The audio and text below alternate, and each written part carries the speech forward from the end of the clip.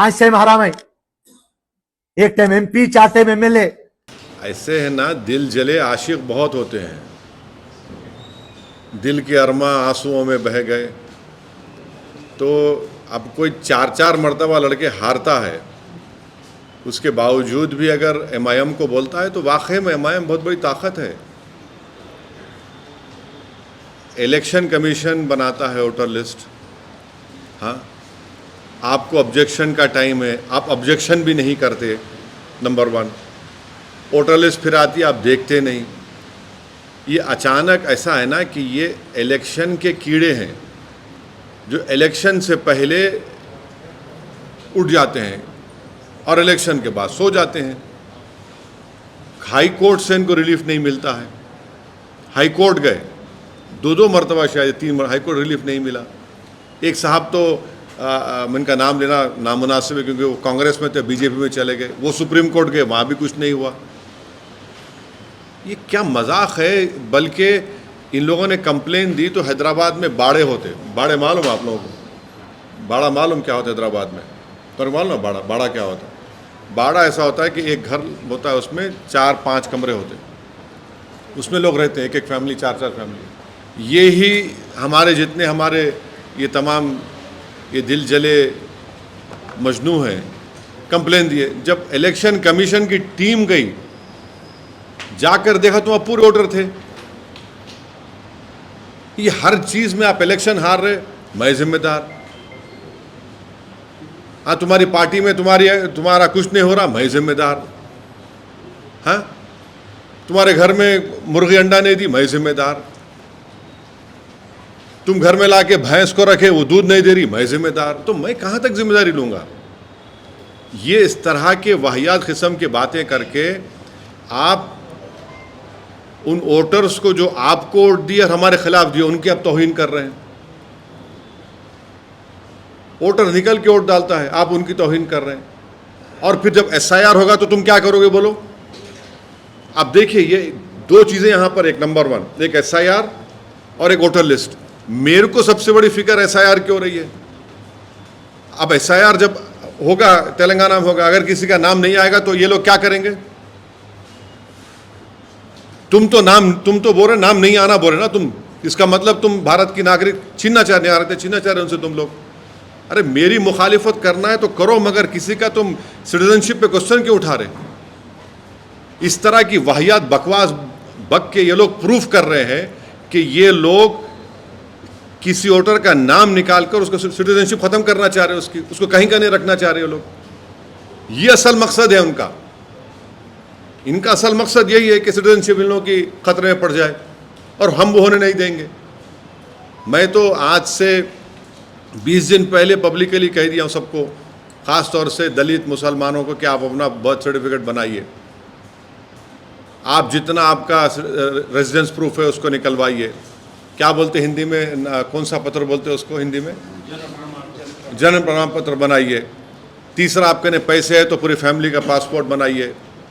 और जो कोई भी वोटर लिस्ट की डेट तेलंगाना में इलेक्शन कमीशन देगा, जैसा बिहार में दिया 2002 की, जो भी देगा, हम इस ऑफिस से उसको वोटर लिस्ट को लेंगे, घर घर हम जाएंगे और किसी का भी नाम कटने नहीं देंगे इंशाअल्लाह, जो जेन्युइन वोटर है, जो भारत का नागरिक है। ये लोग तो इनको फिक्र ही नहीं है ना। देखिए, आदमी में एक विजन होना चाहिए, कुछ सोच होना चाहिए। आप इस तरह की बात करके तो SIR को, आप SIR से खतरा पैदा कर रहे हैं आप। तो ये इनका मामला है। सर, SIR को लेकर सुप्रीम कोर्ट ने कहा है कि जो मिस्टेक्स हुए हैं ड्राफ्ट प्रिपेयर करने में, मिस्टेक्स को नहीं, सुप्रीम कोर्ट का ऑर्डर आया क्या? देखिए, ओरल ऑब्जर्वेशंस को ऑर्डर मत समझा करिए। अभी बहस हो रही, कोई ऑर्डर जब आएगा जब बोल सकते हैं। अभी तो एक ओरल सवाल जवाब बेंच अगर पूछ रहा है ऑनरेबल जजेस पे, तो उस पर कैसे हम? आपको लग रहा है कि मिस्टेक्स रेक्टिफाई करने का ड्राफ्ट जो हुआ है उसमें मिस्टेक्स को रेक्टिफाई कर रहे हैं, वो एक्सरसाइज नहीं है? नहीं, काम नाम ही नहीं, नाम कट गए भाई। अगर आप बोल रहे कि इतने लाख लोग शिफ्ट हो गए, हम बोल रहे नहीं वो शिफ्ट वही है।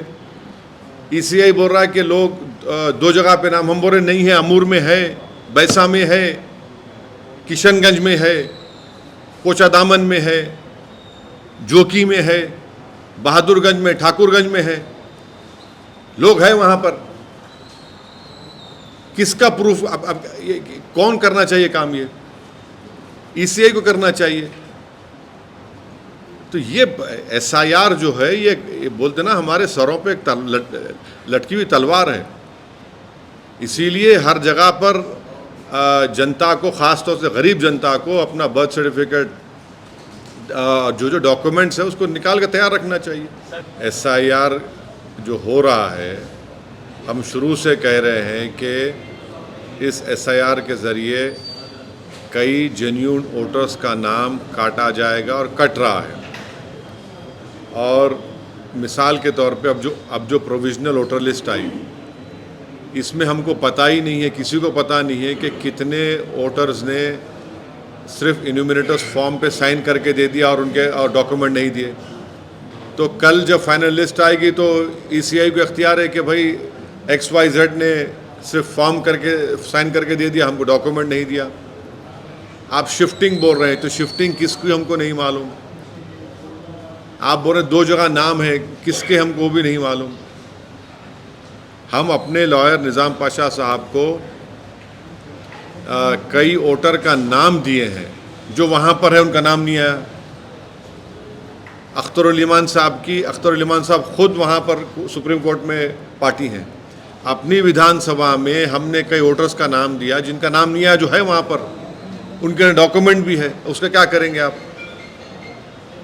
तो ये एसआईआर जो है ये बड़ा अच्छा। और एक चीज़, अब आप ये देख लीजिए कि पार्लियामेंट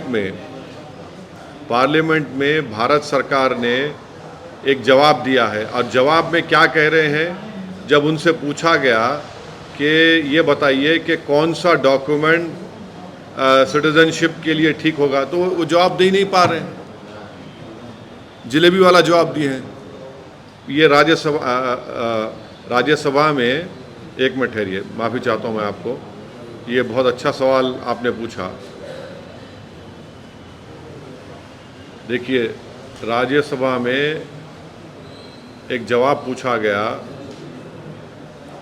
कि इसमें ये बताया जाए कि गवर्नमेंट कोई डॉक्यूमेंट को रिफ्यूज़ कर रही, कोई बता नहीं रही कि क्या कोई फिक्स प्रूफ चाहिए, माने कुछ भी, अब गवर्नमेंट कुछ भी कर देगी। आप देखिए ये राज्यसभा में जवाब दिया गया है, जिसमें गवर्नमेंट ने कहा कि union home ministry did not specify the categories of valid documents required for people to prove citizenship in India while responding to a question in the Lok Sabha, जो अगस्त 12 को पूछा गया। अब आप बता ही नहीं रहे कि डॉक्यूमेंट क्या चाहिए, तो फिर आप एसआईआर से क्या फ़ायदा? अब आप ये बताइए, जब आप डॉक्यूमेंट नहीं बता रहे हैं तो फिर जो मंत्रालय रेस्पॉन्सिबल है सिटीजनशिप देने का, वो खुद नहीं बोल रहा है कि कौन सी डॉक्यूमेंट एडमिसिबल है सिटीजन प्रूफ के लिए, तो फिर ईसीआई किस बुनियाद पर रिस्पॉन्सिबिलिटी ले रहा है? लोकसभा को सवाल का जवाब दिया गया, एक सवाल के जवाब में। तो ये इसीलिए तो हम कह रहे हैं कि इसमें बहुत बड़ा कन्फ्यूजन है। और फिर अगर एसआईआर में नाम नहीं आएगा तो फिर आप कल बोलेंगे सिटीजन नहीं है आप, वहाँ पर क्या करेंगे फिर लोग?